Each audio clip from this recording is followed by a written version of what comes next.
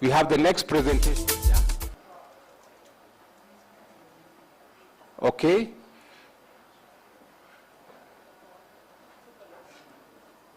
Did you want to explain?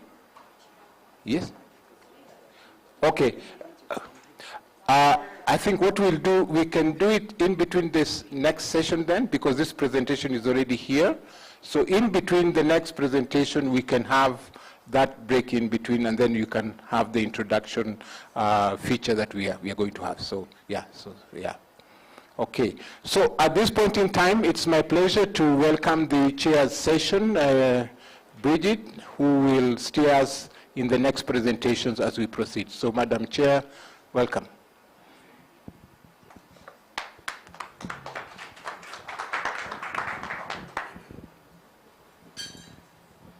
Thank you very much, Paul. Thank you for this opportunity. So allow me to welcome you to this session, where we shall be discussing a very critical topic. We'll be discussing soil health and fertilizer. As you remember, in May, Kenya hosted the Africa Fertilizer and Soil Health Summit, where a 10-year action plan was adopted. So this topic is very important to not only in Kenya, but in Africa as well. So my name is Bridget Okumu. I work for IFDC, that's International Fertilizer Development Center. I'm the country director for Kenya. I'm also an alumni of Egerton University and Tegemeo Institute as well. So I feel really at home. And when you're called by like your parents, you feel obliged to come. So despite the other demanding, competing demands, I really felt obliged to be here to participate with you in this conference. Yeah, so IFDC is an international international public organization registered in the United States and operating in over 32 countries. And here in Kenya, we've been here for the last 15 years. Our programs are around cutting-edge technologies, strengthening markets, catalyzing productivity, and enabling impact.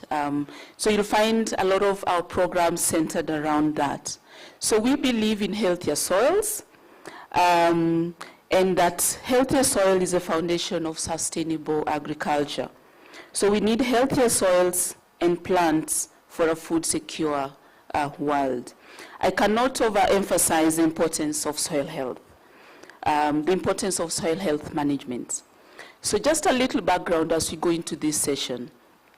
Kenya, like other African countries, is facing soil degradation issues due to nutrient depletion, erosion, and inappropriate use of inorganic fertilizers. So there's also low fertilizer use. There's poor implementation of integrated soil fertility management, and there's policy gaps in terms of how to address soil health, how to implement subsidy programs, and basically how to build the capacity of farmers to be able to manage their soil. So in this session, we are going to have 3 expert presentations, and we shall also have industry panelists who will lead our discussions in soil health and fertilizer. Just a little bit around some of the outcome areas of the action plan. So just you can see where the discussions are going to be centered around. So there are 4 outcome areas that Africa heads of state agreed upon. And the first one is around improved policies. So we are here doing the right thing because it's around improving the policies, finance and markets for fertilizer and soil health. The second area is around improved access to and affordability of organic and inorganic fertilizers. So as we discuss, you will see that even what we are discussing here will contribute to that agenda. And the third is around greater efficiency and sustainable use of inorganic and organic fertilizer and inputs and soil health. And the last is around building the capacity of institutions for sustainable fertilizer and soil health. So based on that background, allow me to invite the first presenter. So our first presenter is David Mather. He's assistant professor at Michigan State University. He's going to be discussing Kenya's national fertilizer subsidy program. So you have 15 minutes. So kindly let us welcome Professor David.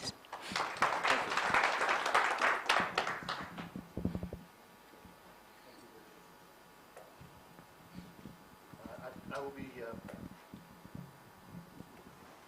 Can you hear? Yes. I'll be presenting key findings from a report that our SESSION project recently completed with the same title as this presentation, and it'll be available very soon on Tegamea's website. And my co-authors, the paper was led by Jacob Bricker-Gilbert of Purdue University, and Maiwish Meridia, and Nahian Ben Khalid of Michigan State University, and John Olwande of Tegamea Institute. And this research is supported by funding from the U.S. Department of Agriculture and USAID Kenya through the SESSION project. And the study evaluates NFSP's effectiveness by examining at the farm level and its broader economic impacts for the purposes of informing policy options for future food and fertilizer crises.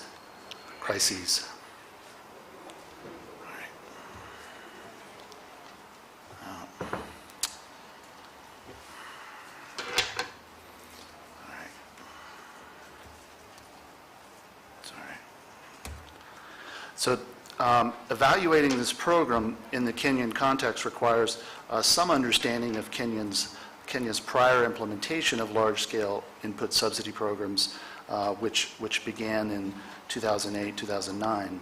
That is, Kenya is not new to such programs, and there have been lessons learned from prior programs, but we'll start with the two of the most recent programs. So from 2017 to the present, the government had piloted and scaled up the National Value Chain Support Program, an e-voucher program, and it was improved design of prior targeted voucher programs that had worked through the private sector, where government distributes vouchers and the private sector imports, distributes, and retails program fertilizer. And this supports the development of private sector fertilizer supply chains. And then also in 2008, the government had scaled up a different type of program called the National Fertilizer Price Stabilization Program that was managed by the National Cereal and Produce Board due to, they'd scaled this up as well, and this program distributes and retails fertilizer through a sort of a government supply chain. But in 2018, the government ended that program due to various implementation problems and concerns. Now, the context for the most recent scaling up of input subsidies in Kenya is seen in this graph, where the blue prices are monthly urea fertilizer prices in U.S. dollars from the Baltic. The red dots are the annual retail price of urea in Kenya. And so you can see how the Kenyan price tracks the international price with a little lag, as you would expect. And then when we get to 2021-22, the price really shoots up to levels not seen since the 2007 and 2008 food and fertilizer price crisis. And then also, as you can see, the international price started coming down in 2023, but prices in Kenya stayed high.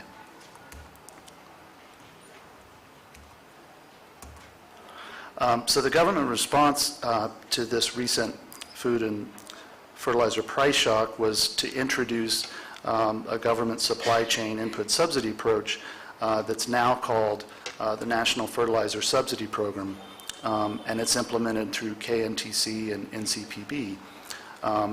And in September of 2022, as you know, a new government came to power, and it had announced during the campaign that it would implement an input subsidy program for the forthcoming long rain season.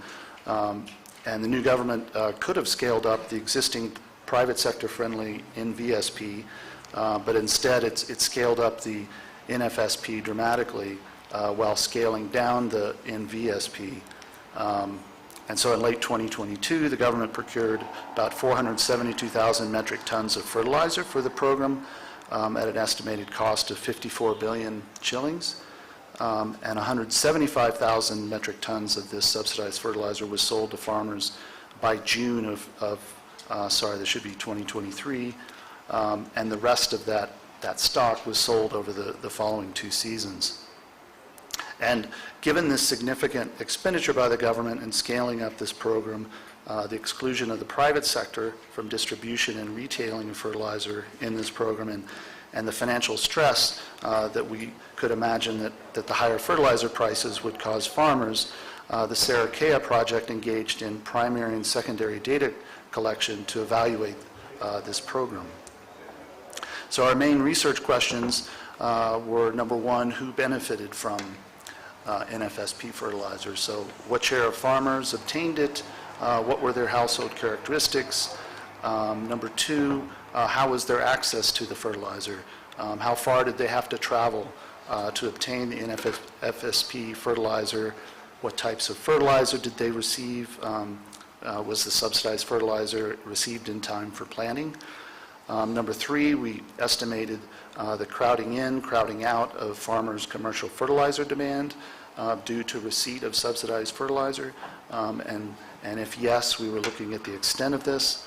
And fourth, we were looking at the cost effectiveness and economic impact of NFSP in the last 2 years using benefit cost analysis.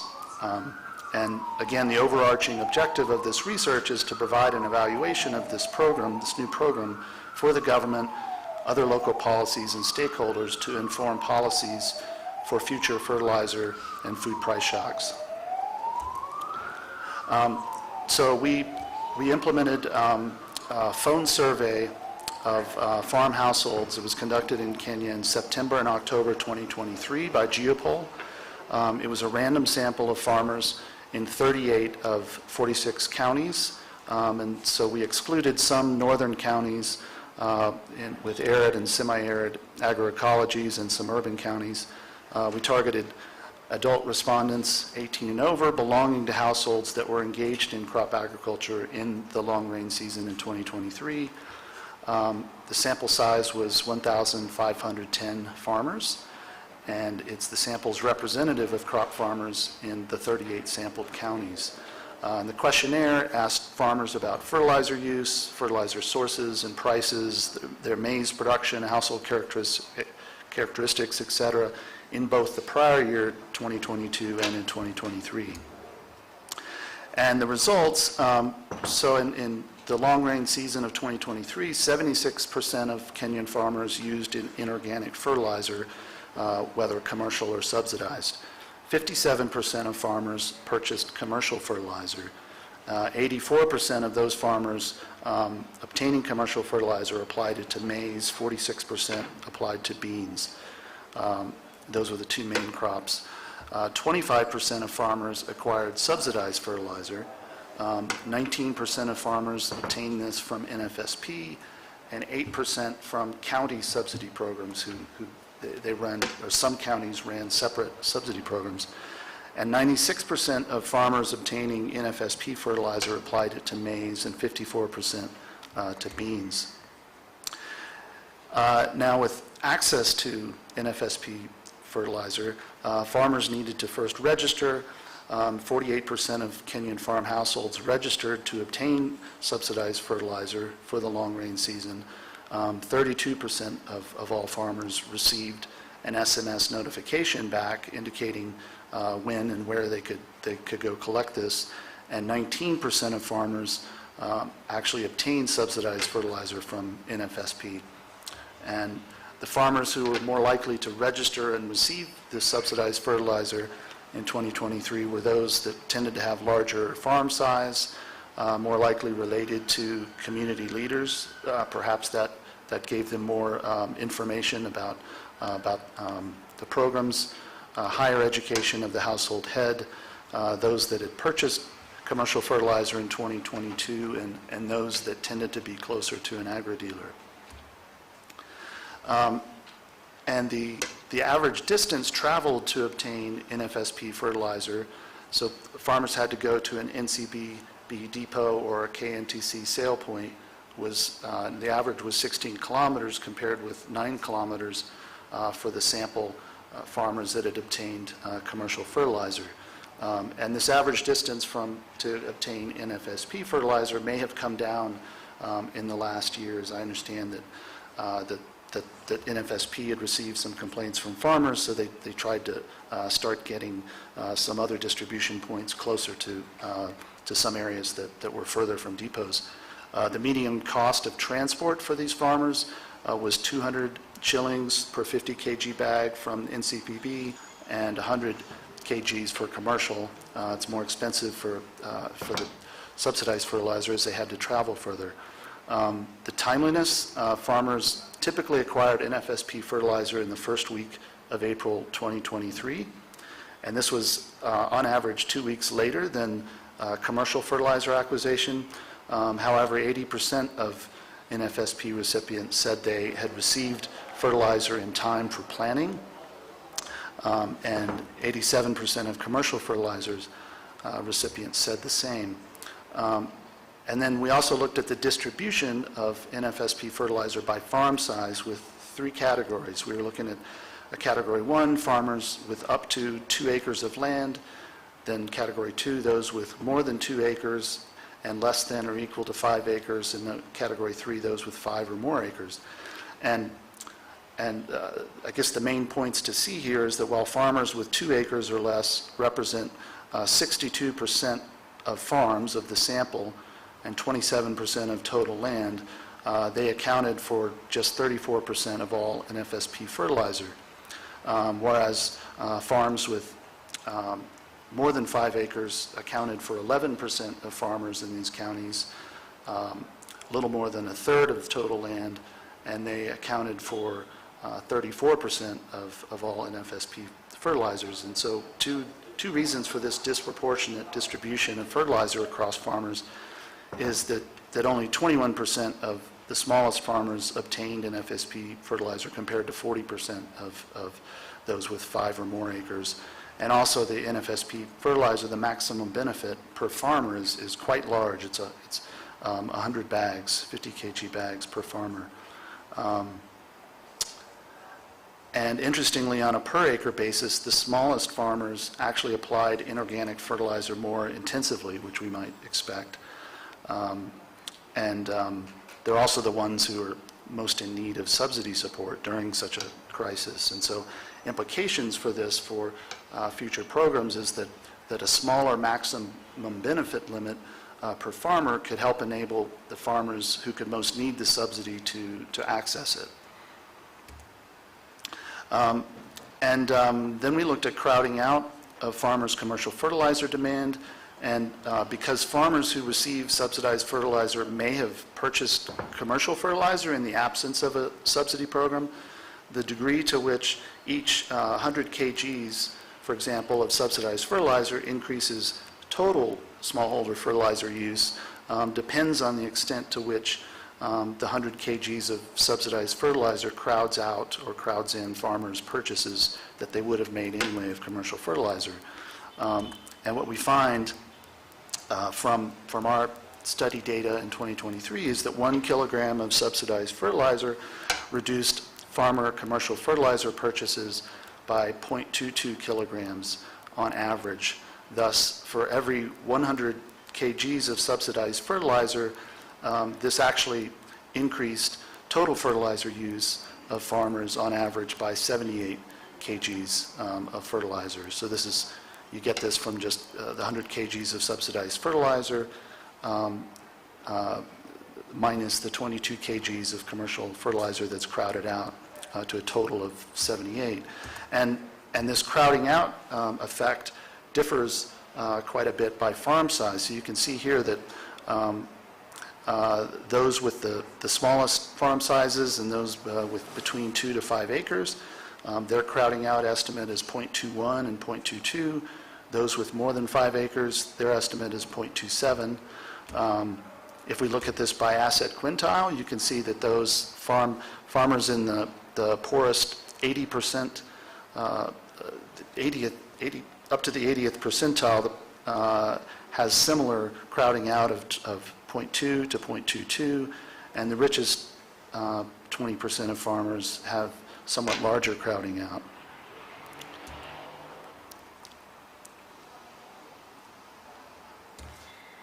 And so we then also looked at the economic impact and cost effectiveness of NFSP. We computed the financial benefit cost ratio, which is we just take the incremental benefits, the additional benefits attributable to the program divided by the costs, where the benefits are defined as the value of additional maize produced attributable to the program, and the costs include the program costs that are shared by government and farmers, some administrative costs, and financial losses that were incurred by the private sector from demand and supply side crowding out. And we found a benefit cost ratio for the last 3 seasons of 1.11. And the fact that this is greater than 1.0 means that benefits exceeded the costs of the program, though that's sort of a minimum threshold.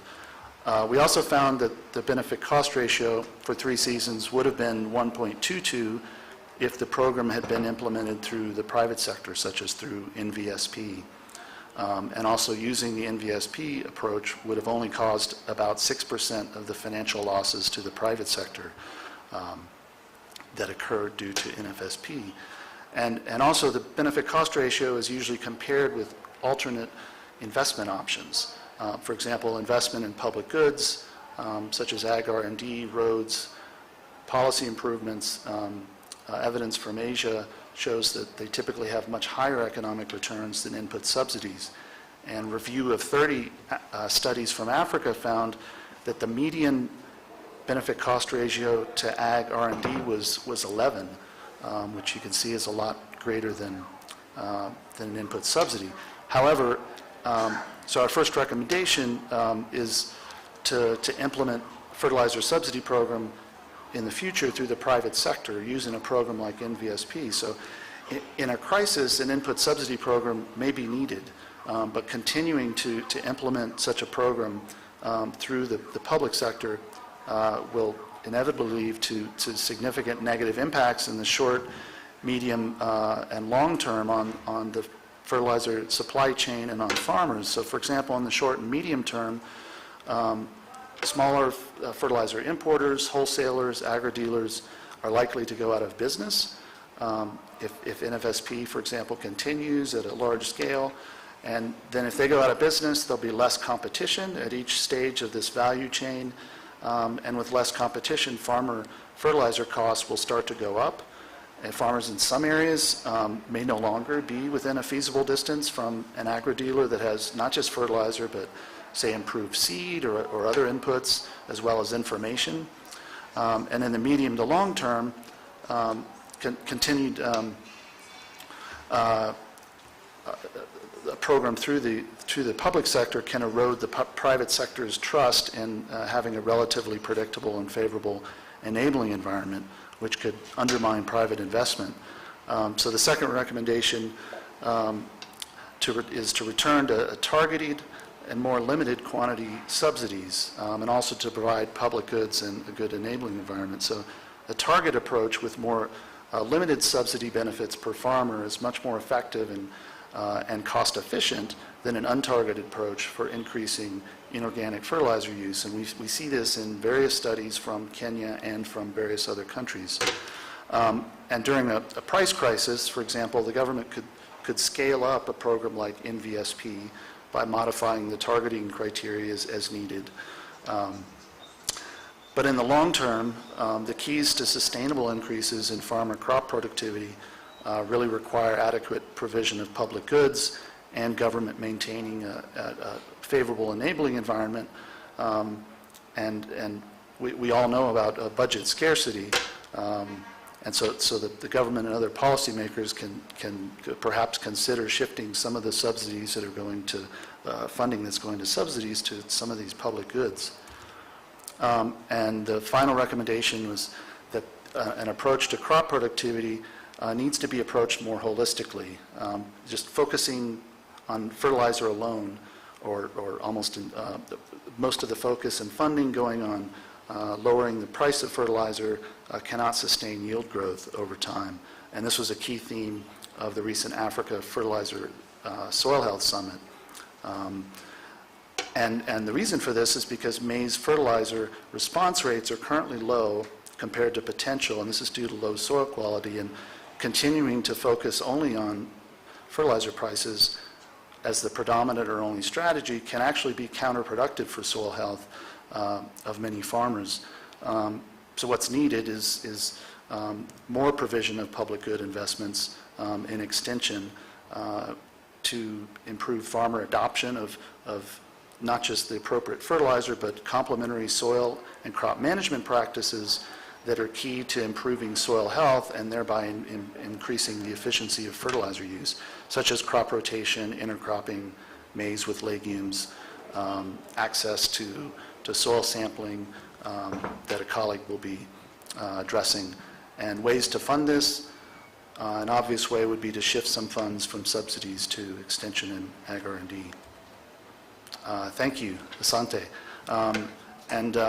So there's a QR code here that you can use to download a policy brief from the forthcoming report. This is already on Tegemea's website, and then the report will be up there soon. And here's the contact information of the lead author. Thank you very much. Thank you very much, David, for that presentation. Yes, obviously I'm not going to go through some of the recommendations, but some things that come out clear is that subsidy programs can be more beneficial if we have a good target approach and incorporate exit strategies, and also implement through the private sector, and that to approach crop productivity, we must do it in a holistic way, and not just looking at fertilizer only, but looking at all other aspects of soil health.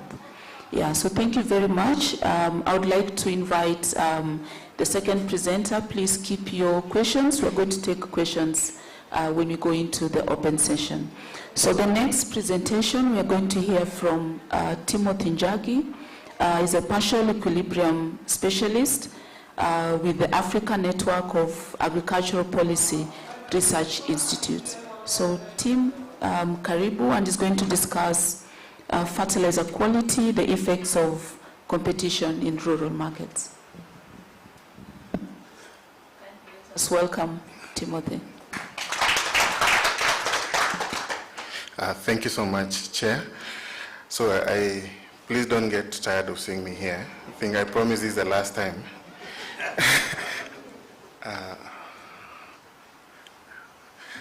So I want to present some work that we've worked on with our colleagues from University of Chicago, University of Wisconsin, and Monash University in Australia. And this one, we are looking at a touchy subject. I think when you mention fertilizer quality, especially given the events of last year, it's quite touchy. But we had tried to do this before last year. So in 2019, we got together to do a proposal, and we were mainly trying to understand what are some of the drivers that affect fertilizer quality. Do farmers really understand when they are purchasing, like what they are paying for? Do agro dealers have an incentive to cheat farmers? Where is it likely to occur, and where is it not likely to occur? And would competition, and this is now exciting from a technical point of view, would competition help improve what is actually offered to farmers? Because from a business point of view, if you are offering services or providing inputs to farmers, if you are providing quality, then you are likely to retain your customers, and means that then you can continue to make more money. So we took advantage of one of a quality conscious service provider. In this case, this was One Acre Fund. So One Acre Fund planned to roll out a number of dukas. I'm sure many of you have seen them. the very conspicuous yellow containers that are in very many parts of the country. And we knew that they couldn't be able to do this, be able to roll out all their Dukas in one place at the same time. So we took advantage of their rollout. So we knew that we had areas where they would start first, so these were the early shops, and then these other ones would be rolled out later. So with a lot of convincing, they agreed to allow us to use their model to test our hypothesis. And basically what we did was to choose 100 of these stores and build a market around those stores. And the key question we wanted to understand is how their entry into this market would affect farmers' behavior, and how it would also affect the agro-dealers within those catchments. So if you are in an area where you're offering, or in areas where we know that, if you've read the report from the Anti-Counterfeit Authority, we have some hotspots for bad quality fertilizer. Would some of these change? So, especially from last year, issues on fertilizer quality, fake fertilizer are becoming very touchy. But the key thing that we appreciate is that the quality concerns surpass how you're getting fertilizer. Whether you're getting it through the agro dealers, whether you're getting it through the subsidy system, whether you're getting it through farmer associations like KTDA and the cooperatives, or even NGOs. These are issues that are here with us. We do not fully understand how bad it is because nobody has tried to do like a comprehensive study to estimate that.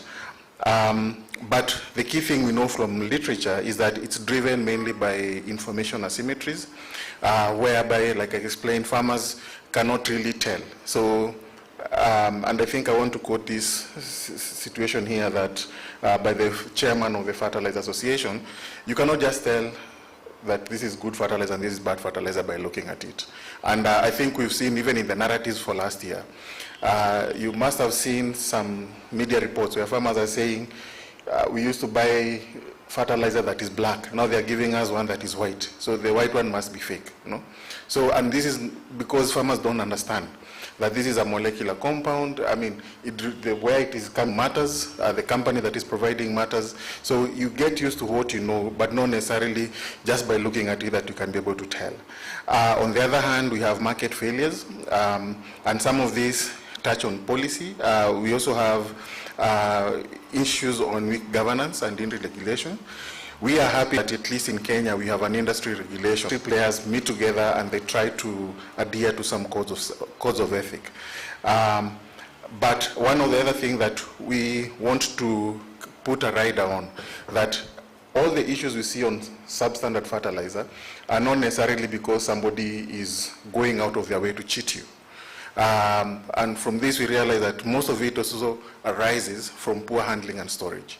And an example I can give is that I think David mentioned about the crowding out effect from the subsidy. So if an agro dealer bought fertilizer in the main season, and because of the subsidy, he's unable to sell all of it.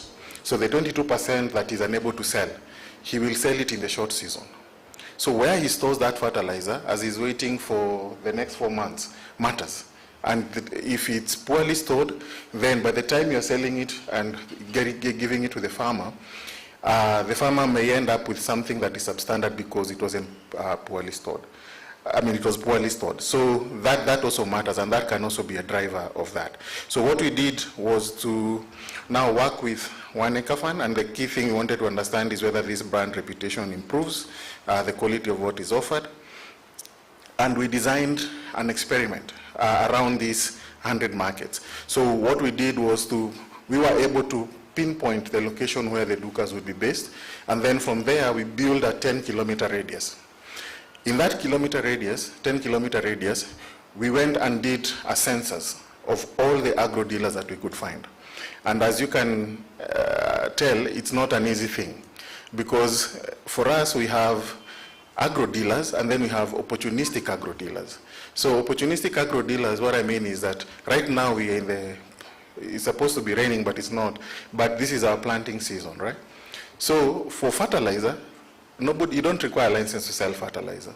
So basically, even the mamamboga, if he has stores now, he has money for capital, they can store some fertilizer and sell, right? There is not, as long as he has a license, there is no law that stops him from selling fertilizer. So we have those opportunistic because you have a product that is in high demand for that season. So you have people who will open shops for 2 months, 3 months. They will be selling farm inputs. The one that you require a license is seed. But for fertilizer, you don't necessarily need a license. So we were trying to pick out. So we had some, the local farmers and the elders, village elders, and we worked with them, that 10-kilometer radius, marking every person that we found who was selling seed or fertilizer. Then from that census, we picked out a few farms that now we interviewed them and did a farm survey. And then we engaged in mystery shopping. So because we know that if right now, KEFIs have stepped up their monitoring. So we have, so they don't do that every time, but because this is the time when farmers are purchasing inputs, you are likely to see KEFIs officers walking around checking whether people have licenses. So if I'm new in a locality, if I go try to buy seed or fertilizer, the agro-dealer is likely to give me the best quality he has, right? Because he doesn't know whether I'm an inspector or not. But if I send the local farmer who they see and they interact, now he will behave in a normal way. So that's what we did under mystery shopping. We recruited farmers and then we paid them to buy for us seed and fertilizer on their normal practice. So if a farmer buys 2 kilos, they buy 2 kilos. If he buys rebagged, he buys rebagged. And then we tested. So from the purchases, we sampled and we tested. We sent it to 2 labs for just enhancing our robustness checks. And this is mainly because we also understood that for the labs, they're using different methods of testing. And we thought that we didn't want to bias the results. So we wanted it to be quite robust. So we did our first round in October in the short rains of 2021. And for those of you who have been tracking fertilizer, this is the time when prices had just started to rising. Then we realized that by the time we were finalizing the surveys, prices were really going up. So we followed up with a round 2 in the long rains. And our assumption was that because we were targeting Western and Central Kenya, in Western especially, most of them don't plant in the short season. So they will do, especially for things like maize, they will only do it in the long season. So we wanted to make sure that we capture both seasons. So we followed up with a second round in March 2022. Then 2022, now after the subsidy, things became really hot, so we replaced our third round with I'm not talking about it here because that one just was a lab in field experiment where we wanted to tease out farmers' willingness to pay. So from the first and second rounds, we already knew what fertilizer was good, what was bad. So we did a lab in field experiment where we play a lottery game with farmers, and we wanted to test what was farmers' willingness to pay when they knew that the quality was good and when they did not know about the quality. So this was a kind of just checking how do farmers identify that this fertilizer is good and this is not good, and how does that affect the incentives from what they're willing to pay. So the one that we knew that was good, we had a lab result that was saying that this met the standards, and we were telling them, we can assure you we have tested this. We never showed them the results, but we were telling them that this is good fertilizer, it has been tested, how much would you be willing to pay for that? So that one of my colleagues, Josh, he's been working on a paper on that. So right now, we are back in the field. We are doing our final round of survey. Hopefully we should be able to complete this in a few weeks. So, sorry, this is not being visible. So these are the, it's not visible, but these circles represent the 10-kilometer radius. So we had markets in Meru, Kirinyaga, Muranga, Nyandarua, and then we covered mostly in Western. The Western, the smallholders around This is Kakamega, Vihiga, Bungoma, Kisii, Nyamira, and Migori. And the radius, so from the pilots, these are some of the, so the radius is quite big. It covers several wards. Sorry, I think this required a different screen resolution. So these pink dots are the agro dealers. And then you are kind of plotting what else is in that catchment. And of course, as you'd expect, our markets differ. So like in these two markets are in Embu County. You can see this market is towards Mbere, and then this one is in Runyenjes. So within a 10-kilometer radius in the market in Mbere, you only had 4 agro dealers. In Runyenjes, within a 10-kilometer radius, you had 47 agro dealers. So the markets differ, especially because of the crop potential. And this is not surprising because, again, as I mentioned, we were targeting seed and fertilizer. It was an exciting thing for us to do. We've never done this kind of work before. So we had to renovate our office a bit. So we were buying seed packs the way farmers buy. So as I explained, where farmers buy rebagged packages, we were buying them in that form.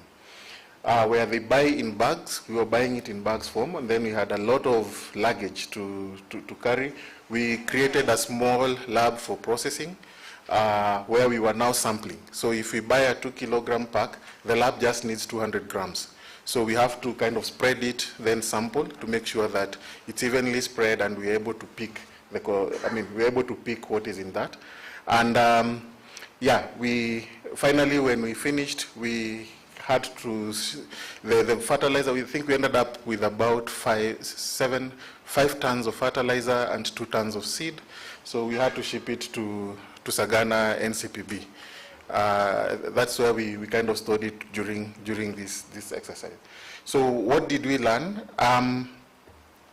So first, we had some lessons that we were not thinking about these questions, and we were very happy to see this. Some of it reinforces what we already know.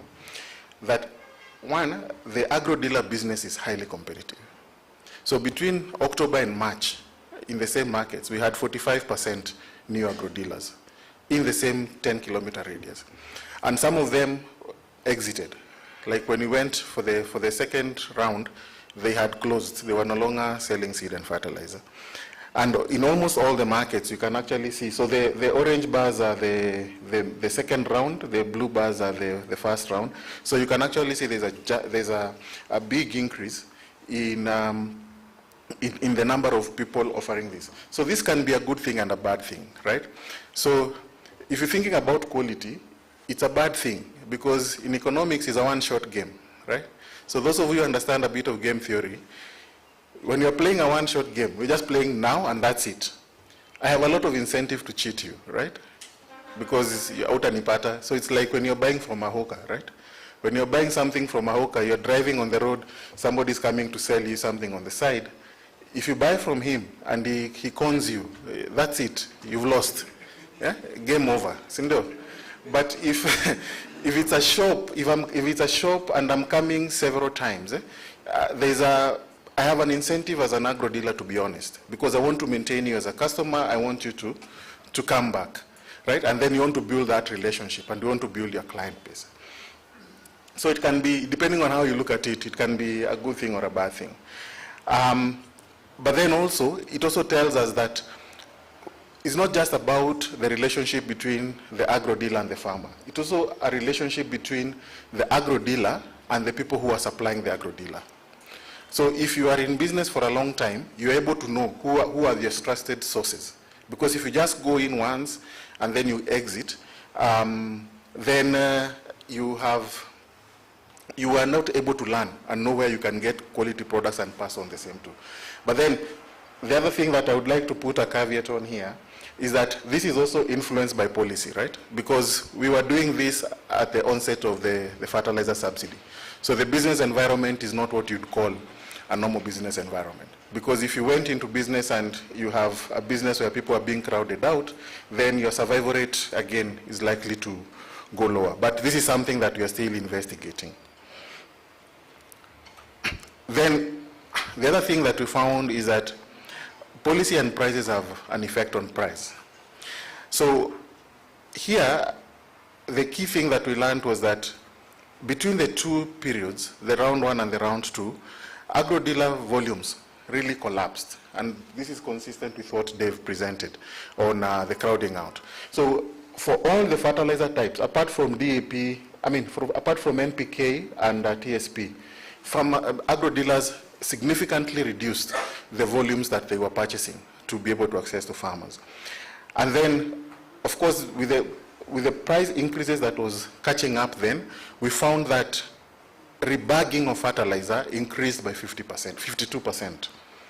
So that introduces the quality, because now rebagging, you cannot tell. You no longer have, you no longer have the quality assurance from the manufacturer. Once you open the bag, then it starts caking and all those things, then you no longer have that. You no longer have the quality assurance you have from the manufacturer. But then this was mainly because of the price. For DAP, I think it was a good story for us because we see that farmers, also agro-dealers, because government had gone with a message that DAP is not good, buy NPK, that is also what agro-dealers were trying to stock, and they did not stock DAP. And then that, of course, affects how we think about soil health, because it's not about the type of fertilizer, it's about more of what is the condition of your soil and what are you putting in the soil. We had asked the agro-dealers and the farmers that we had asked to buy fertilizer for us, how they would know that fertilizer is good. Unfortunately, farmers just rely on the visual inspection, but mostly is on trust, that I know this guy, and I think he cannot cheat me. He looks like a nice guy. But then the problem is when you have that high turnover of agro-dealers, then maintaining those relationships becomes a bit challenging. And when we ask them about their perception about the quality that is offered to them, about a third of, especially the farmers that we had sent out to buy, confirmed two things. One, they do not know how to tell a good fertilizer from a bad fertilizer. And the third felt like whatever is available to them in the market is not of the required quality. So from our initial lab test, what we found was that, so we were measuring fertilizer quality based on, so if it's DAP, we know it's 1846-0, right? So like this is DAP, so we found that we had about 8% that did not meet the end requirements. So this is gray, did not meet the phosphorus, and then the yellow one did not meet both, right? And our concern especially is on this, because the first two we can attribute it to storage. But then when we have about 15% that is completely not meeting your end requirement, it is a bit, we need to understand what is driving that. But the good thing is that, again, when we came to the midline, the quality improved significantly. So you can actually see it drops from 15% to about 2%, slightly above 2%. And this could be because of a number of things which we are still trying to investigate. One, it could also be that because majority of the fertilizer is bought during the long season. When you look at our fertilizer consumption, majority of our consumption is in the long season, not the short. And there is also a possibility that whatever is not sold in the long season is what gets to the short season. And if you're not storing it properly, then that leads to quality issues. And again, as a result of competition, we think that because of the subsidy that really shrunk the agro-dealer market, every agro-dealer now has an incentive to try and retain your customers, because majority of the farmers are actually getting their fertilizer from NCPB. So our next steps is we see that there is some evidence of improvement of quality in terms of competition. We need to further investigate this. We need to understand the triggers. We noted that in the second round, a number of agro dealers had started offering incentives, so that when a fertilizer company provides an offer, that offer is passed also to the farmer. Some of them were also providing credit. But we noted that it had no effect on price, it had no effect on the profits for agro dealers. And that's a good thing, because we think that then we are able to assess the incentives for the agro dealer in a nice way. So we want to finish up our survey, hopefully by mid-November, and we want to continue to investigate the issues around the survival rate, and also to understand the incentives that agro dealers would have, especially in making sure that people who buy from them are able to access high quality fertilizer and seed. So thank you so much, and we'll be happy to get some feedback from you on this. Thank you very much, Tim. Let us applaud Tim again for that presentation. Yeah, so I think the basic information from, that we get from this presentation is that quality is a concern, and it's a concern whether fertilizer is accessed through subsidy or even through the commercial sector. And another important thing that I picked up is that farmers cannot tell whether the fertilizer is good or it's of quality or not. Yeah, basically they will go to a trusted agro dealer and they will go and buy their fertilizer. So if the agro dealer decides to be not to be good, then the farmers are also cheated in that manner. So maybe there is opportunity to train and that. Yeah. Okay. So we are moving to the next presentation. As I mentioned, we'll have a Q&A session after this with all the panelists on board. So we have the last presentation before we go into panel discussion. This is by John Olwande. Dr. John Olwande is a research fellow at Tegemeo Institute. He's going to be discussing the farmers' willingness to pay for soil testing in Kenya. So let us welcome Dr. Olwande.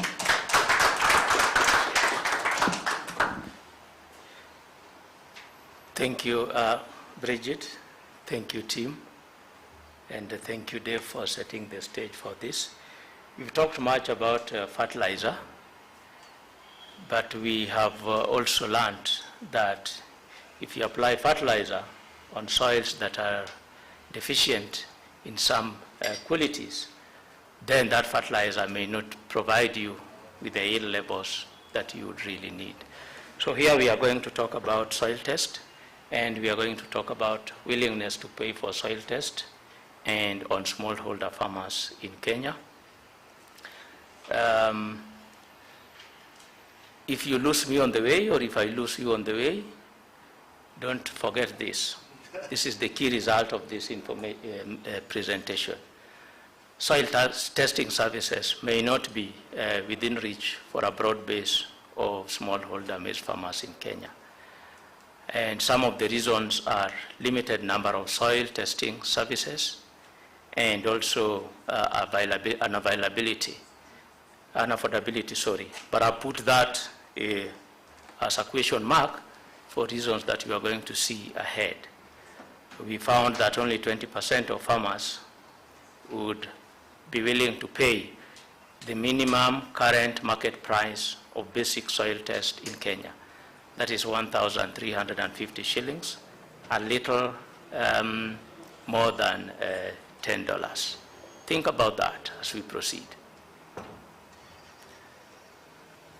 Now, Kenya has registered impressive fertilizer growth over time, but we haven't seen appreciable yield growth, especially on maize, which is the main staple, and the crop that is occupying most of the cultivated land in Kenya, and also consumes most of the fertilizer that is used in the country. This has been attributed to improper land management practices that have depleted soil organic matter, and also improper application of chemical fertilizers that has been blamed on the current concern about soil acidity. So farmers have continued to apply fertilizer on maize, but then the response of yield from that fertilizer application hasn't been increasing. This is just to reinforce what I've said here. tests have indicated that soil acidity indeed is a widespread problem, and the government did some soil test exercise through a program under the National Accelerated Agricultural Input Success Program, NIAP, and found that 30% of the soil samples in the major maize growing areas were acidic. And in some areas, including Trans Nzoia that Susan talked about, and also was in Gishu, in some areas soil acidity is an acute problem. But our research and research by others have also shown that there is little activity on the part of the farmers to address this problem. So our question is it a failure on the part of farmers to understand the specific needs of their soils, or the context in which farmers operate condition them not to appreciate the needs of their soils? So, under a project that we are implementing together with a colleague from Michigan State University, with support from University of California at Davis and International Center of Evaluation and Development, through funding from USAID, Innovation Lab for Market Risks, we are implementing a project where we want to understand whether if farmers were provided with the information about the condition of their soils and provided with the recommendations on what they need to do in order to improve their conditions, they are able to follow those recommendations.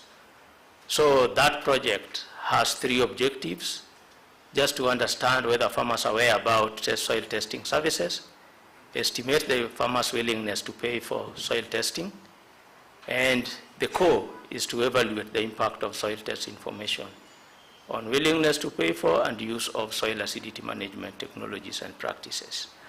I will not dwell on objective 1 and 3, but I'm going to present our findings on objective 2 because we are still in the process of implementation of that project, and it's gonna end sometimes before mid next year. So the research design, it is an experimental design where we group farmers into 2, what we are calling treatment and what we are calling here control, where we didn't do anything, but we were collecting information from those farmers. And for the treatment group, for some farmers, we tested the soil for free and gave them the results plus the recommendations. For some group, we tested for just a sample of farmers in a village and in a ward, generated averages, and then provided the results and the recommendation to them. And then for the third group, and for which this result, what I'm going to present is based, we conducted experimental auction where we wanted to understand farmers' willingness to pay for soil tests. And those farmers that were able to purchase that, we collected the samples of soils, tested, and took back to them and provided them with the recommendations. So in total, we had 1,600 farmers in Trans Nzoia, was in Gishu, Kakamega, and Bungoma, spread in those 4 arms, the 3 treatment arms, and 1 control.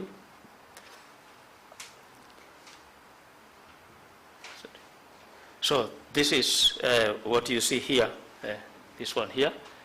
This is the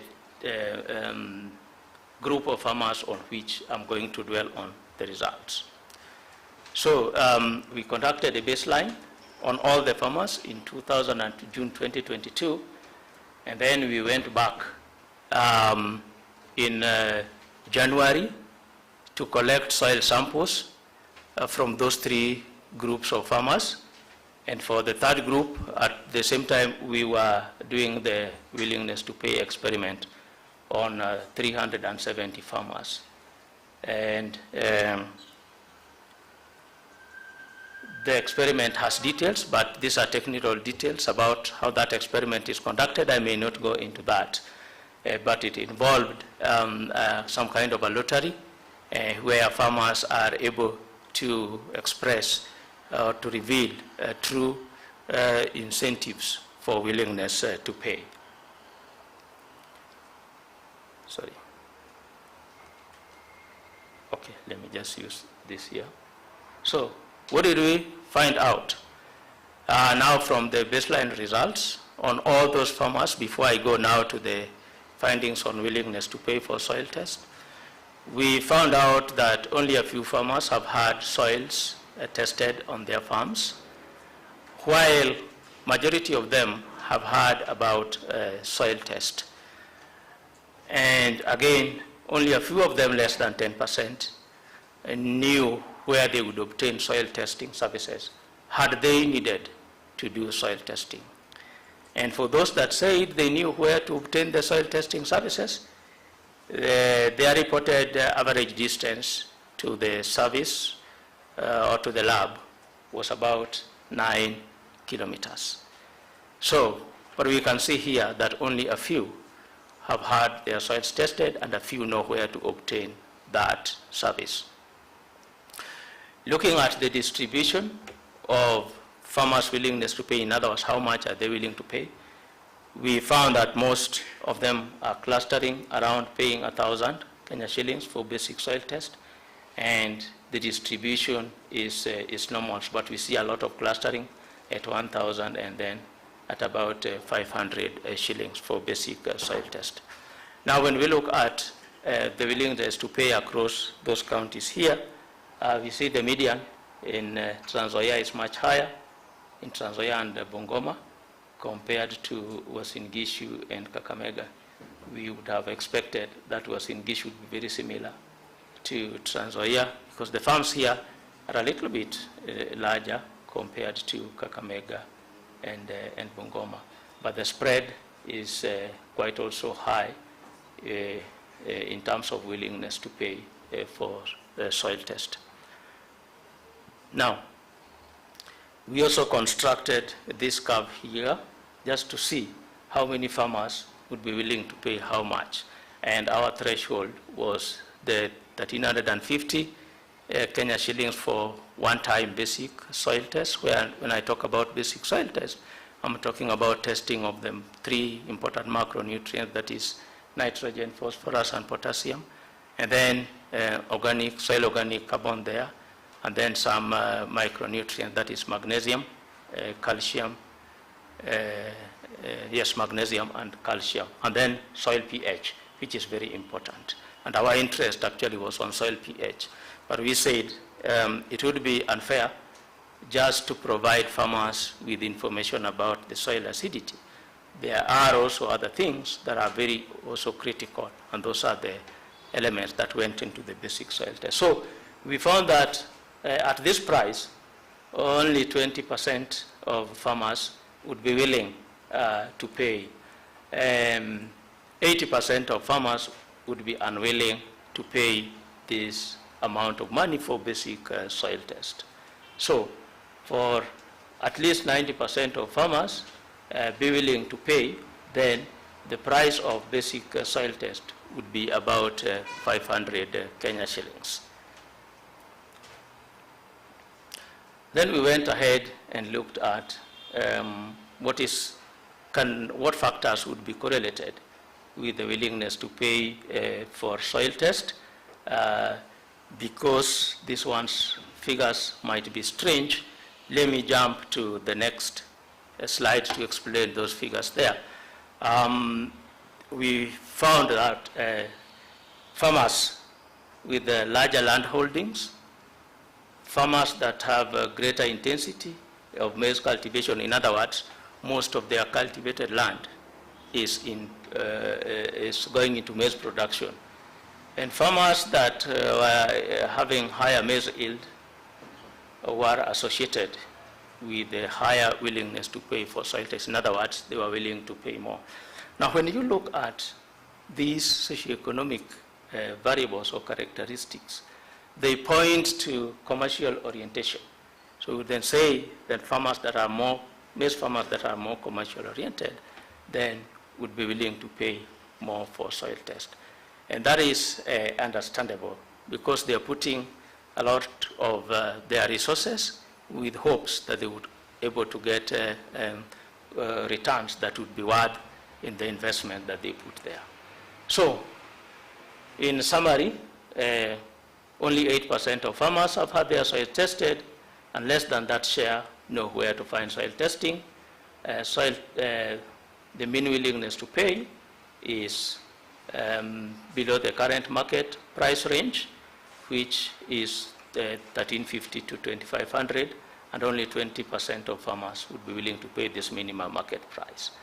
Younger farmers were also willing to pay more for soil test compared to older farmers. The average age of the household head of those farming households was 54 years. I don't know, Susan, whether that was the first generation or second, because you are third. So, what does this imply for policy on fertilizer and soil health? I go back to what I started with, that you shouldn't lose me or I shouldn't lose you. Hopefully we are still together. These services may be not within reach of many farmers, limited services there, and affordability. Why did I put affordability in question mark? Because you don't need to test your soil every season. You would need maybe to test after 3 years or something. So we are wondering, 1350 Kenya shillings for basic soil test once in 3 or 4 years. Is it that farmers cannot be able to afford this compared to the expenditure they make on inputs like fertilizer, like seeds, every season? Or is it a question of us failing somewhere to ensure that farmers are aware about the benefits of soil testing, that it can also support prudent input use? Let's think about that even as we brainstorm. Then, number two, increase of inorganic fertilizers alone, as David had said, may not be effective to raise agricultural yield, especially for maize, if we do not apply appropriate soil management practices. And how do we apply soil management practices, appropriate ones? Awareness is very critical. Thank you very much. Thank you very much for that presentation and for keeping time. Yeah, so I would like us to move to the next session. The panelists, I would like to invite the panelists to come in front. Can we first applaud the three presenters? Okay, so I would like to invite Dr. Lillian from the Fertilizer Association of Kenya to join us on stage. I would also like to invite Joseph Komu, the Coordinator, National Value Chain Support Program. Kindly join us on stage. I would also like to invite the three presenters, David, John, and Timothy. Kindly join us on stage as well.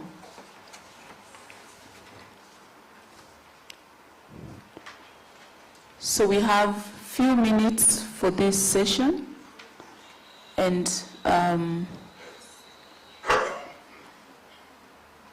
who's missing?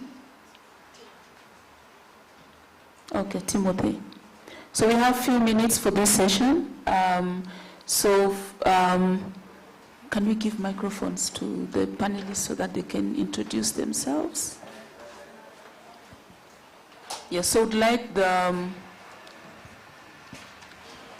would like to have the new the panelists who've just joined.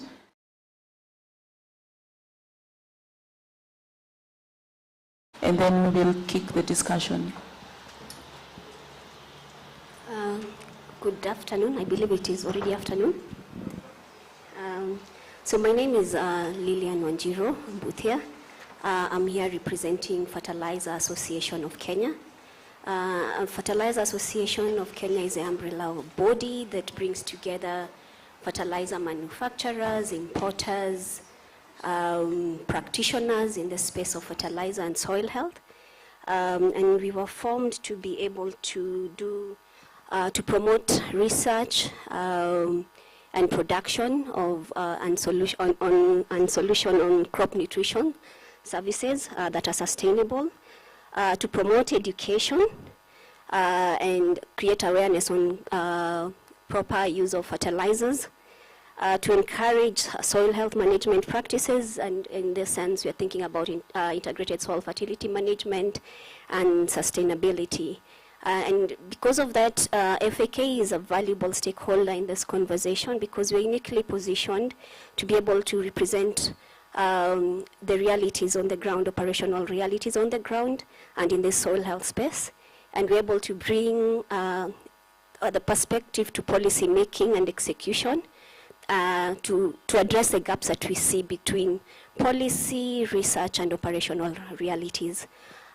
Personally, I'm also a soil scientist, and I'm very passionate when it comes to matters to do with soil health and soil fertility. Thank you. Thank you very much, Lillian. So, yeah, pass it over to John. Good afternoon. My name is Joseph Komu from the Ministry of Agriculture. I coordinate the National Value Chain Support Program, which supports farmers with various kinds of inputs using the eVoucher platform. Thank you. Thank you very much. In order to kickstart the discussion, I'd like to ask Mr. Joseph Komu. Yeah.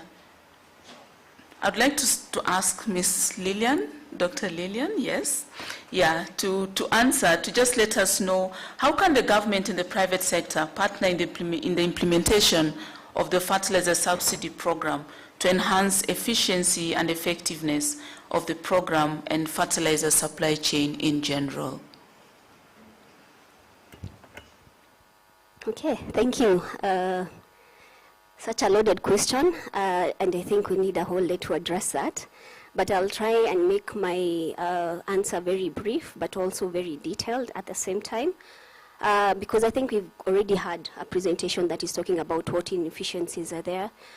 We had Susan who came here and talked about a few of the efficiencies that are there on the ground. And so how I would like to answer this question is by addressing some of these inefficiencies and how the private sector can help and work with the government in addressing this. We know the private sector is very efficient when it comes to operational realities. I'll start with the inefficiencies that have been brought about in terms of last mile delivery and also the aspects of delay in the delivery of fertilizers to farmer on time when it is needed. Now, when it comes to last mile delivery, we know that the private sector has been crowded out. The very extensive and well elaborate distribution network of the private sector has really been left out of the system, which is what is bringing out the inefficiencies that we are seeing, especially when it comes to the last mile delivery as has been already presented. And how we can work with the government in this is with bringing in that distribution network system into place, the agro-dealers, because the agro-dealers, as has already been demonstrated, have a closer proximity to the farmers, and also in terms of bringing in the right agro-dealers. When the industry has been there for a long time, we know which agro-dealers even actually are there, because you have to work with the agro-dealers that are consistent. So we can also help with providing information on which agro-dealers can work in this system. In terms of delays, we know as private sector that we have to avail products when it is needed. And I think this talks to in terms of planning. And for the private sector with the current subsidy, it's been very, very difficult for us to plan, because we don't know what to bring, we don't know what the government is actually going to procure. So it's been very, very hard to be able to plan. But then on the side of the subsidy, the delays also, it's because of the planning aspect.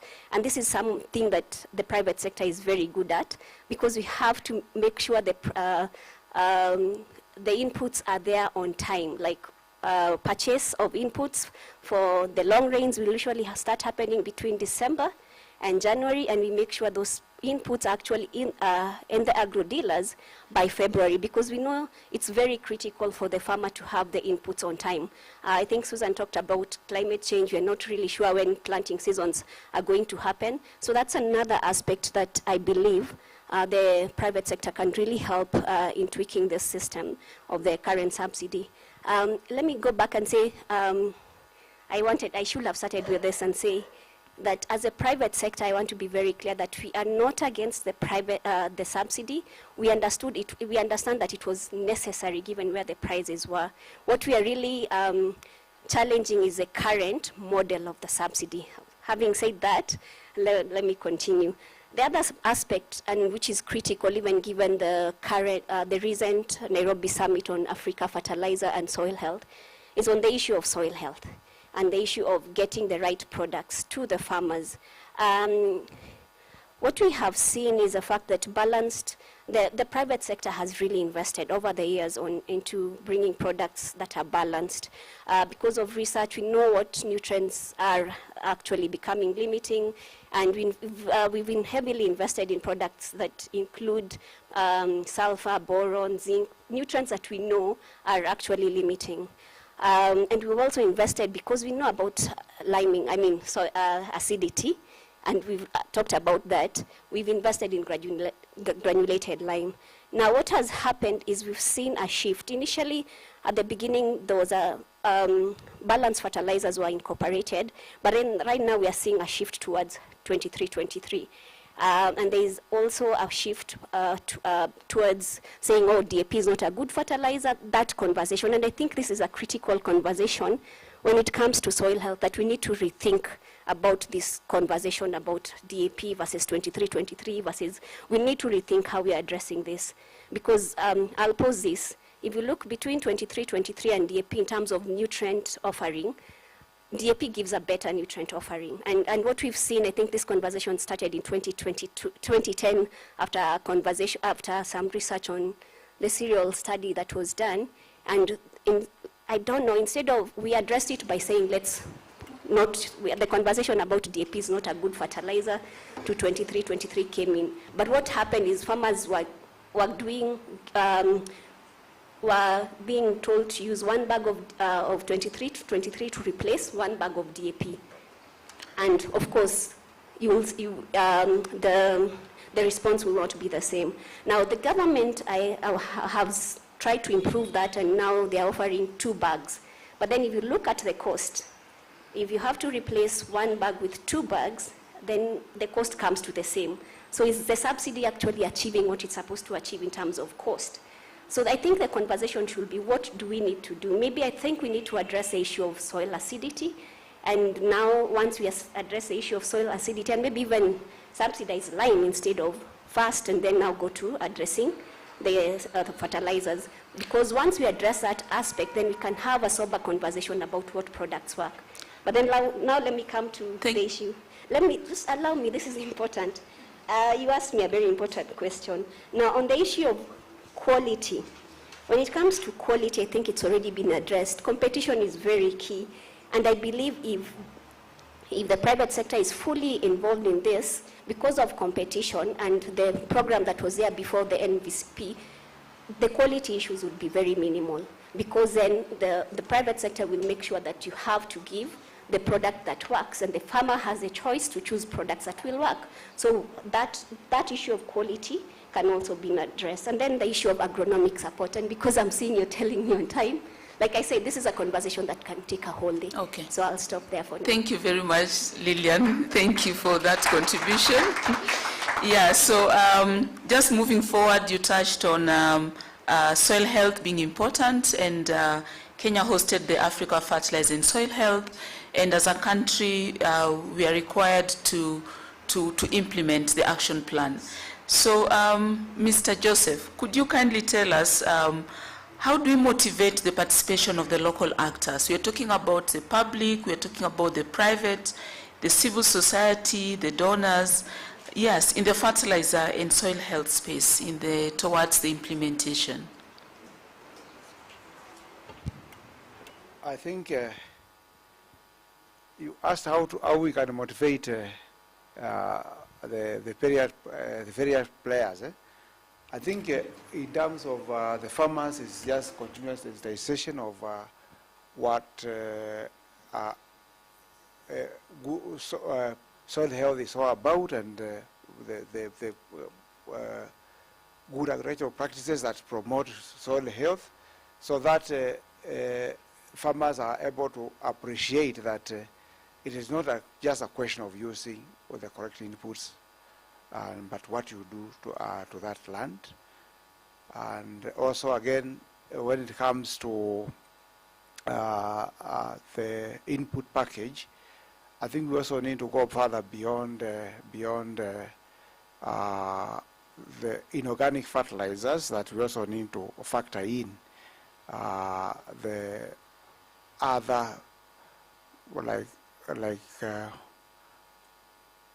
organic fertilizer and those materials that promote soil health. So we need a good package, a complete package for farmers, because when we say when the emphasis is a lot on fertilizer alone, then we lose the benefits of an integrated approach to soil health. Thank you.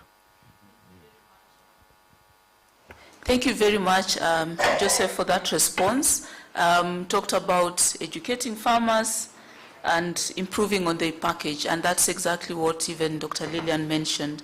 So I'd like to open the floor for questions.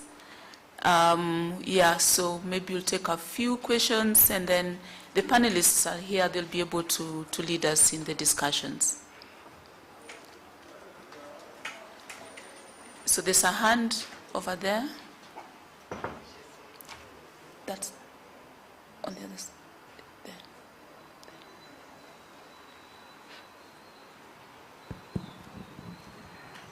Thank you, and thanks to our presenters and the panelists. I have a question, perhaps that Tim and is it Susan? Yeah, from the Fertilizer Association could address.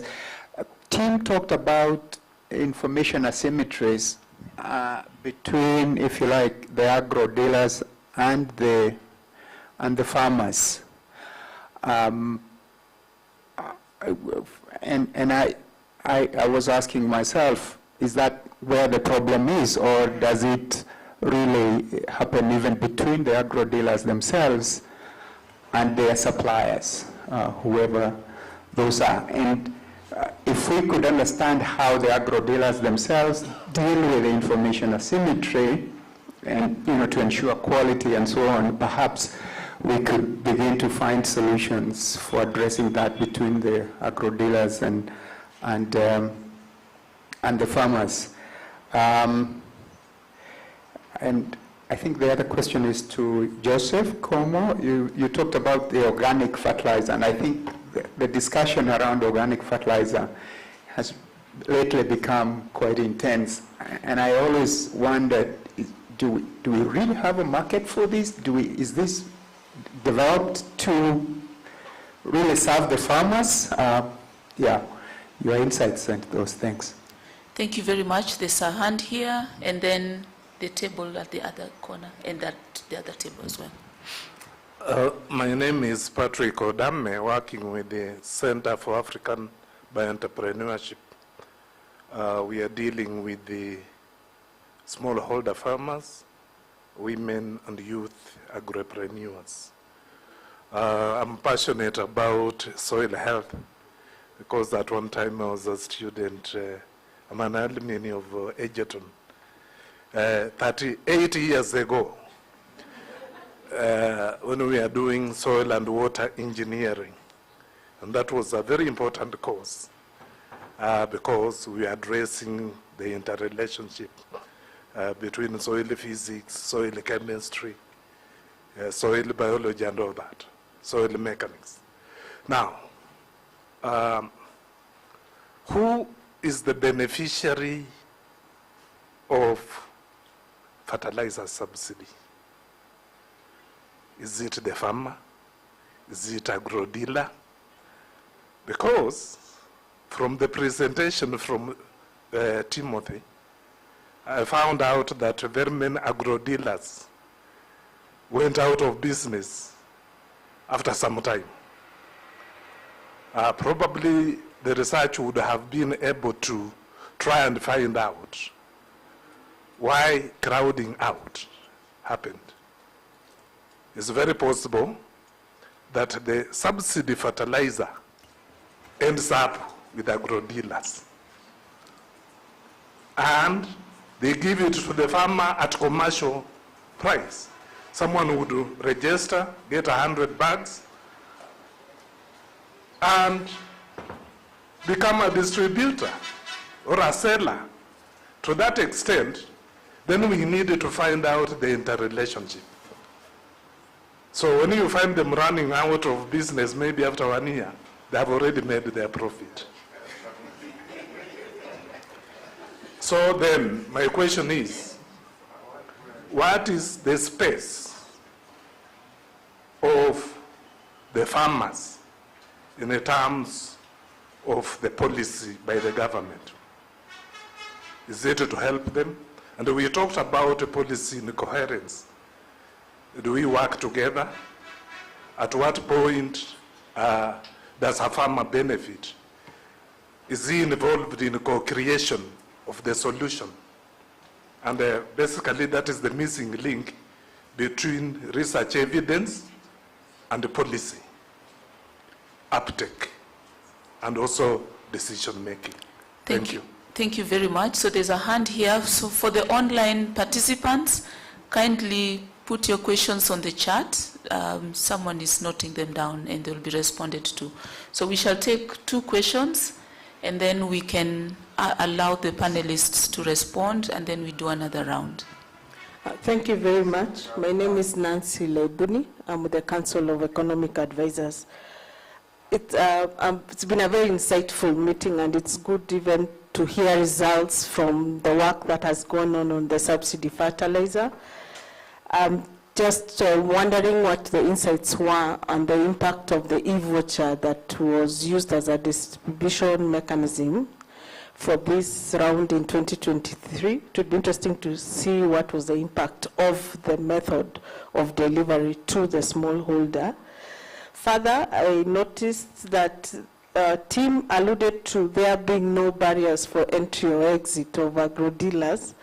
So my question was, did we consider understanding how they became agro dealers to begin with? Because you need a license from the county, you need a license to operate, you need some capital. So it would be interesting to see how that it is so easy to enter this business and exit within 1 season. So that begs the question of, or brings the question of, is it the selection or is it the fact that you only used 1 acre fund?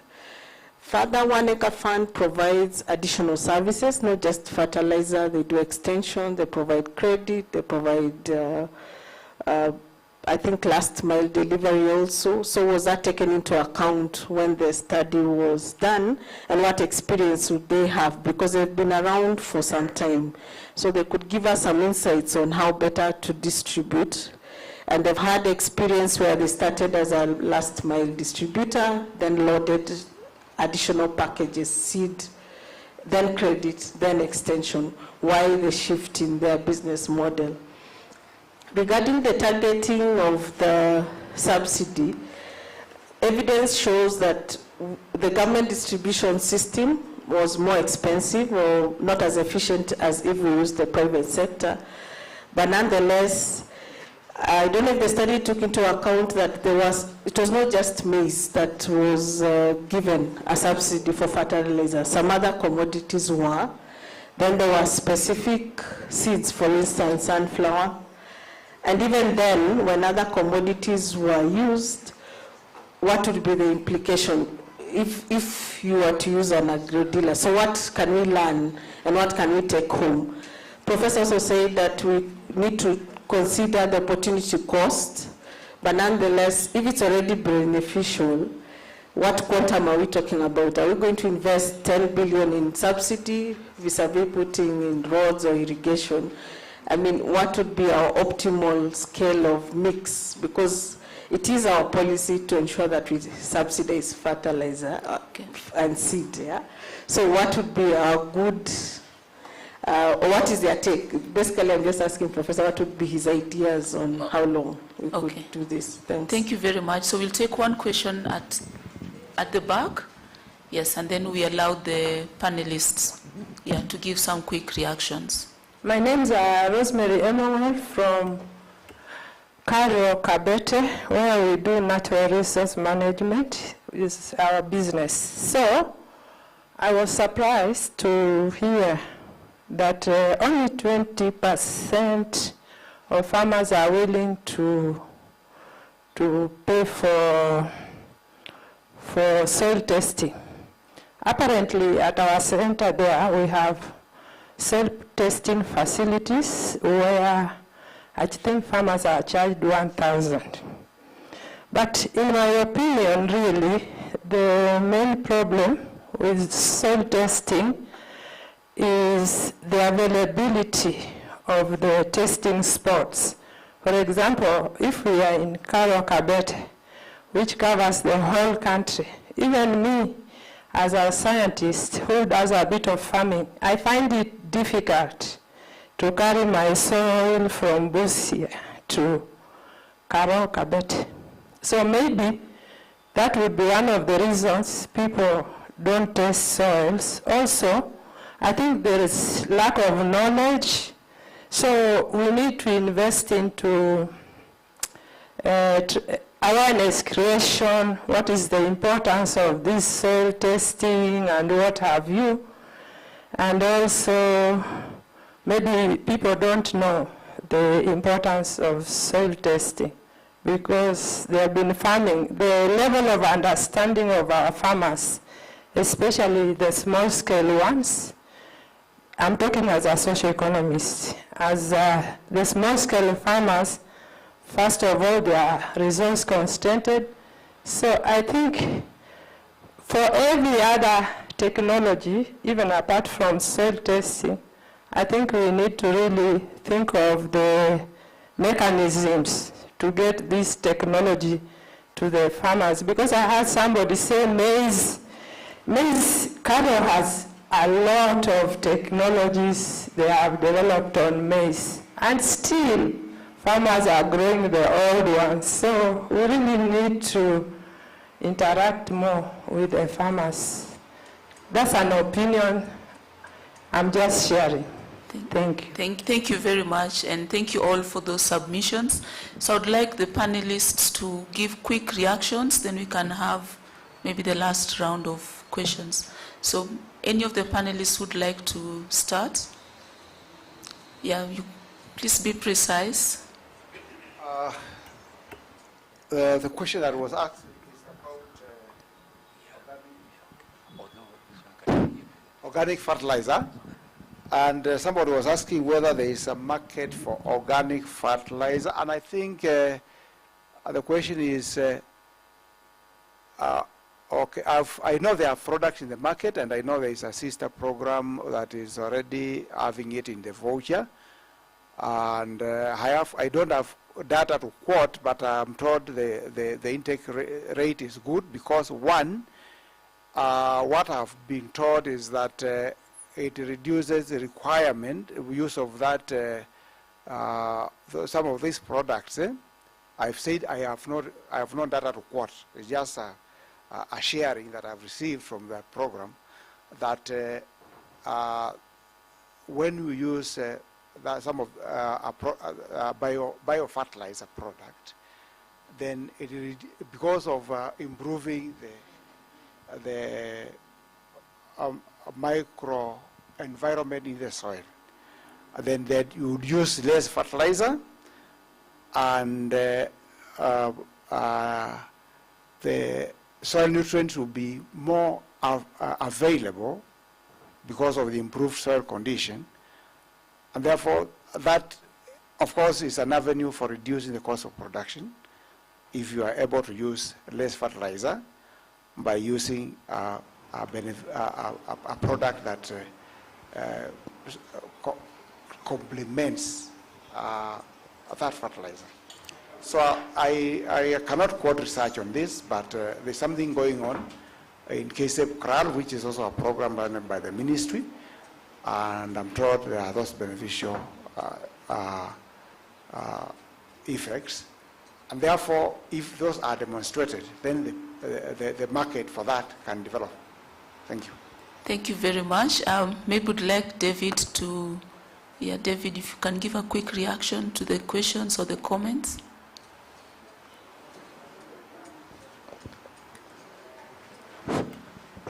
Thank you. So, yes, the question about the impact of the method of using e-voucher with NFSP, which previously the program that had run through NCPB before was using paper vouchers, and they moved to e-vouchers. Our study was limited to a phone survey with households. There was a separate study that was done by Tega Mayo in cooperation with the Fertilizer Association of Kenya, where they were looking more direct. They were talking more with the private sector and looking at, I guess, the program in general, but also the effect of the program on the private sector. But theirs was a rapid appraisal. Maybe Joseph may have some experience from the NVSP program. With they've been piloting these vouchers for a while. But theoretically, it should make it more efficient.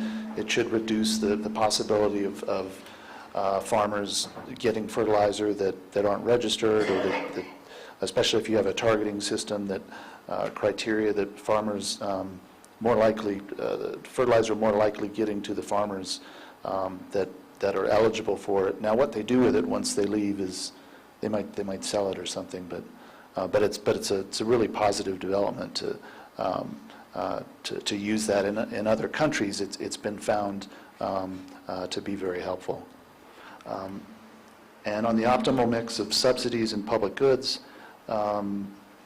I can't speak to that, but that would require CGE modeling. I can't think offhand if somebody has done that type of study for Kenya, but I think they're, in general, I don't have the shares of the ag sector budget to ag research and extension off the top of my head, but I thought they were, I don't know, maybe what, 8%, quite low. And I don't know what the optimal level would be, but just something more than that. And given budget scarcity, if input subsidies can crowd out those types of investments, but as I mentioned, there's a role for subsidies, and if there's a crisis, you can't just wait for roads and yield improvement to solve the short-term problem. Thank you very much. Dr. Lillian, I see you'd like to give a quick reaction. Yes, I wanted to give a quick reaction to two questions, the one on organic products and the effectiveness of the e-voucher system, the NVC, the previous one, before the current one. So on organic products, the market is there, but it's very small, but it's growing. And then with a push towards soil health and integrated soil fertility management, there's need to promote organic fertilizers, because what we've seen is that when you combine both organic and inorganic fertilizers, of course, you get better efficiencies. The question is, can farmers really afford both at the same time? But when you demonstrate the return on investment to farmers, they are willing to actually purchase the organic fertilizers. But this is used at a localized level, not applying the whole land. Of course, the ideal would be applying the whole land. And of course, we have other organic inputs that are there that the manures and but this is another product that, in terms of subsidies, that maybe targeted subsidies should go towards promoting organic products, fertilizer products that are there in the market. When it comes to the e-voucher system, the previous one, it was really a good system because it incorporated not only fertilizers, it was bringing in lime, granulated lime for that matter, in that I think it was both granulated lime and agriculture, yes. It was bringing in, I believe, seeds and agrochemicals. and agrochemicals. And then the other advantage is it gave the farmer the choice to pick what product to use. And so we saw even products as what you'd call specialized fertilizers like controlled release, slow release fertilizers being included in that system. And so you saw farmers choosing what products to actually use. It was a very good and efficient system. So to answer that, in that perspective, even in farmers gaining, I think it was a better system. Thank you very much, Lillian. Perhaps, John, you'd like to make a comment? Then we can take one more round of questions. Yes, thanks. Just to reinforce Rosemary's among us opinion, yes, I think we need to do a lot of work on sensitizing farmers about soil testing, but also making these services available and within reach to majority of the farmers. And on the impact of the fertilizer subsidy, we have been talking with the IFPRI, International Food Policy Research Institute, so that we can do the economy-wide impacts. We are quite advancing in that discussion, and we hope that we'll be able to get disaggregated data that will be able to help us do that kind of analysis. So it is something that we are thinking about and in the pipeline. So thank you very much. Yeah, thank you. Maybe we can have Tim, you want to say something? Thanks. I think to the question that Joseph asked about information asymmetry, we are hoping to use this round's data to test that, because we also believe that there is information asymmetry between agro dealers and their suppliers. So it's part of what we are planning to investigate. I think to the question posed by Joseph, we know there is anecdotal evidence about leakage of the subsidy. I think you've seen newspaper articles of diversion, even to neighboring markets in Uganda. It's only that we cannot see that in our data. But I think, as Lillian mentioned, in terms of the model kind of creates those incentives, because there's a huge price difference between what is subsidized and what is not subsidized. And then to the question by Nancy, yeah, we know that there are barriers. So it's in fact, we've had hypothesized that for some of the very small agro dealers, they can cheat without paying licenses, because you're only opening for 1 or 2 months. And if you're in a remote location, even the county governments cannot enforce that. They don't necessarily come. So if you have some money, you just need to start small. And we will try and see whether we can include the size of the agro dealer in the model to see whether we can see something different. But in terms of the services, yes, we do agree that in areas where 1 acre entered and they started doing well, we have started seeing other agro dealers trying to provide bundled services. So one of the things we saw is they would pass on the promotions. In the past, agro dealers would sit on that and it would become their margin. But now, because of competition, they are passing on some of those benefits to farmers. And that's a good thing, because we can actually now see how better we can encourage competition so that farmers actually get quality inputs. Okay, thank you very much. And now that I still have the mic, I think, yes, so we have 2 more questions.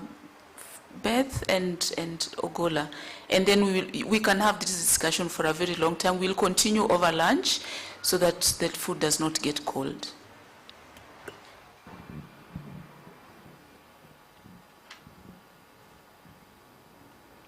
My name is Henry Ogola of Agro International and a member of Fertilizer Association of Kenya. I would like to make a few comments and ask questions to each member of the panel.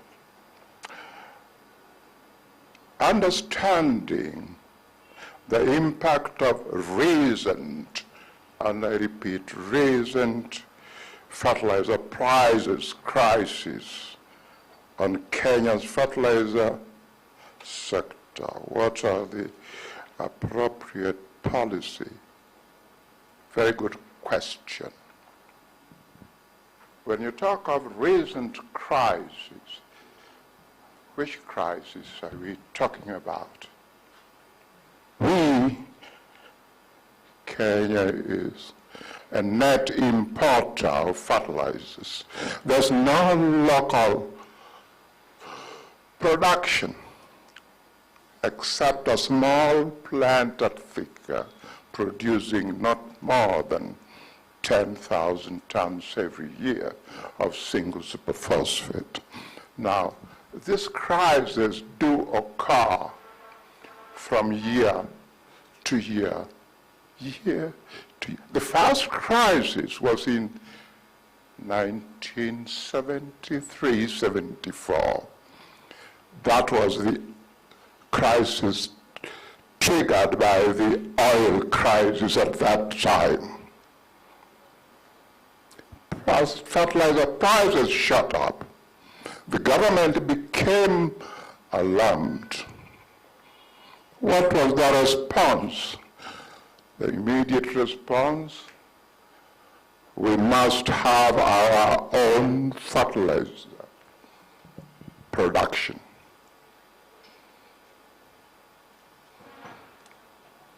I gather that then President asked and said, we must have. And very quickly, a project was born known as Kenren Fertilizers, which had a false start. It did not materialize. What happened is that the project was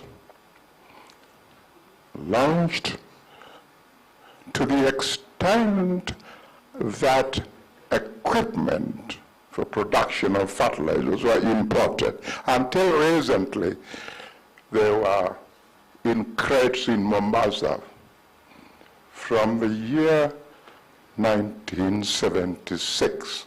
I gather they were sold as scrap metal. So that was the response then. Then, during the financial meltdown of the 2000, prices started going up. DAP was at 2,000 shillings and suddenly shot to 6,000 shillings a bag to the farmer. Response: subsidy introduced. Not immediately, but in end of 2009, government came in with the subsidy program. Then the other day, because crops in certain countries were fetching very high prices, the demand shot up, global demand. And what happened?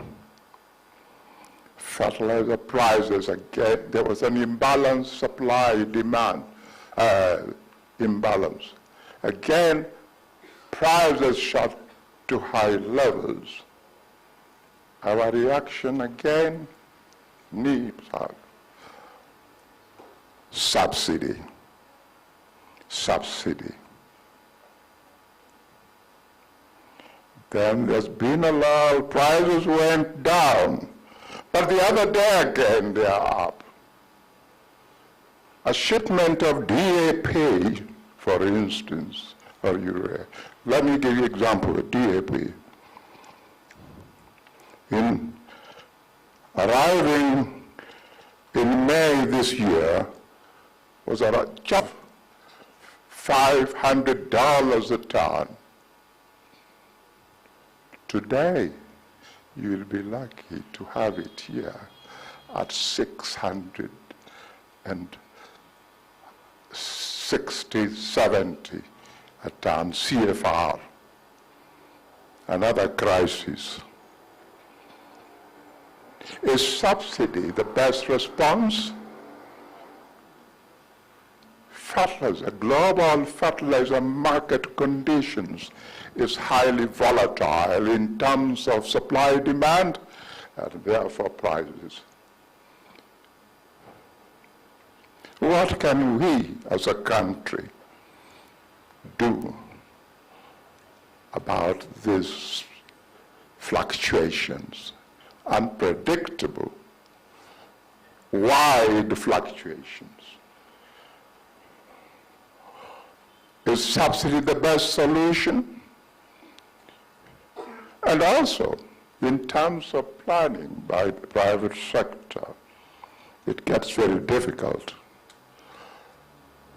We don't have data on market, and if we have to rely on international publications pricing the subscriptions for this is beyond most private sector companies. What can we do to improve the situation? I'd like to hear something about that. The second was the status of fertilizer quality in agro-dealer outlets. That has been a question for donkey years, if I may say. The small farmer is told use fertilizer. Use fertilizer. It's very good for you.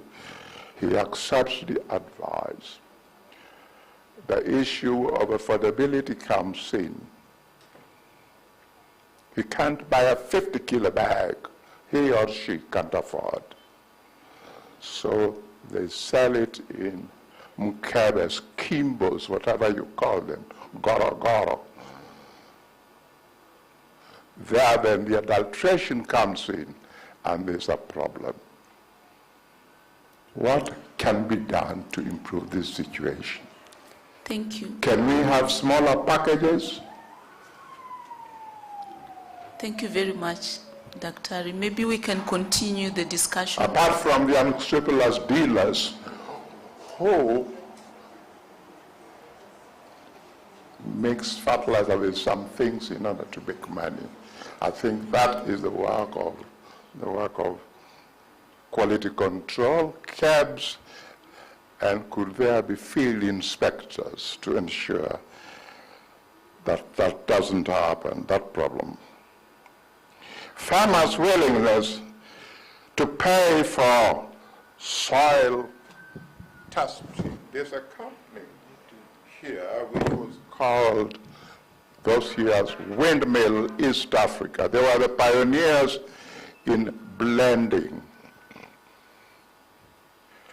And the policy, as they put it, was that testing is free of charge. But I know they used to put that at a cost of fertilizing pricing. Farmers believe in soil testing, they've been told. Can they afford? Is it possible that soil testing can be provided as a service, just like extension by the government?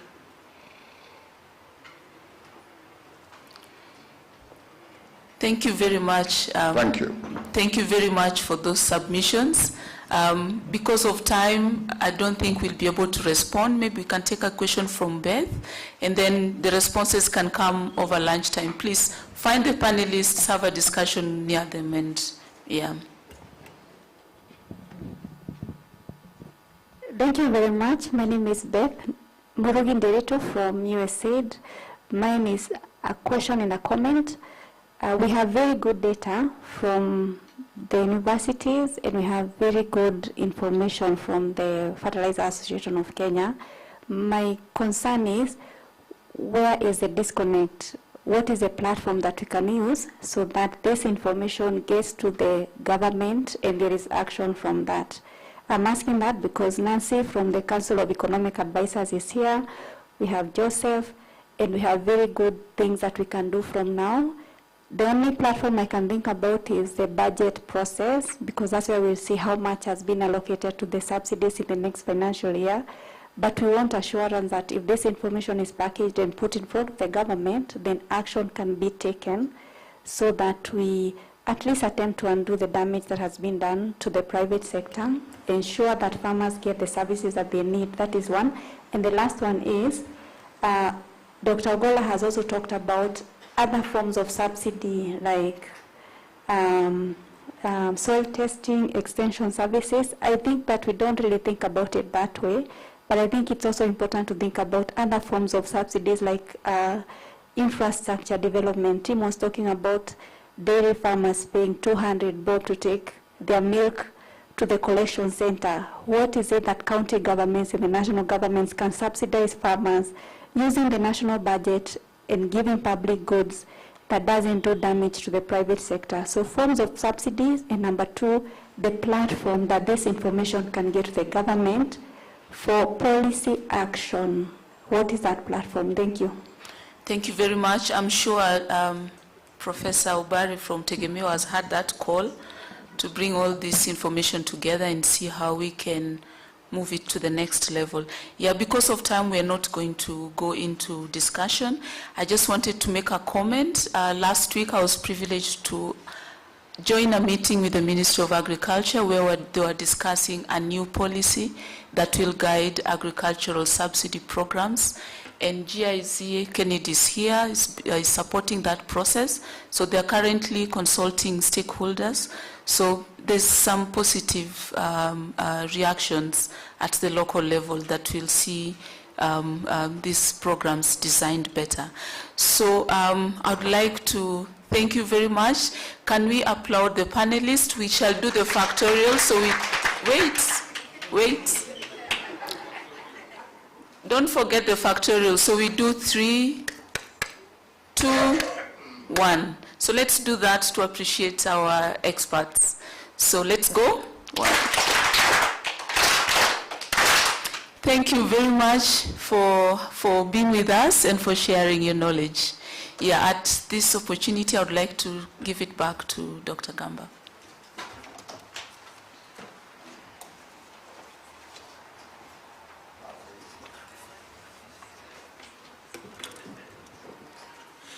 Okay. Thank you very much, Bridget, for steering that session. Please, let's give her 1 factorial.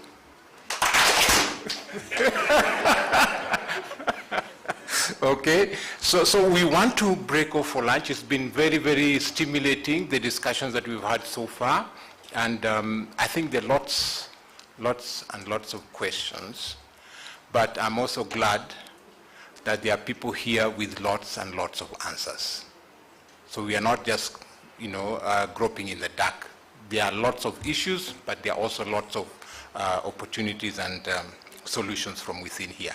So I want us to go for lunch. I think we need some direction here because for lunch, we will be, I think first, normally they have some, coupons or something?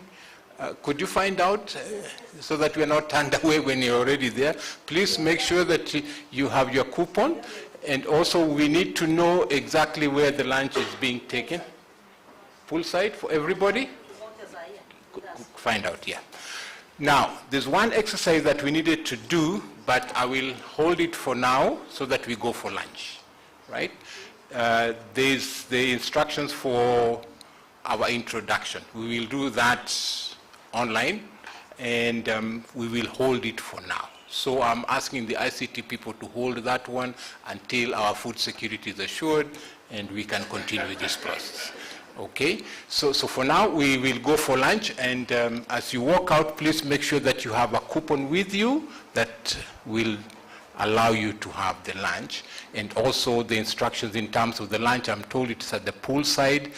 Don't ask me where the poolside is. I think the instructions should be somewhere down here. so that we know exactly where to go.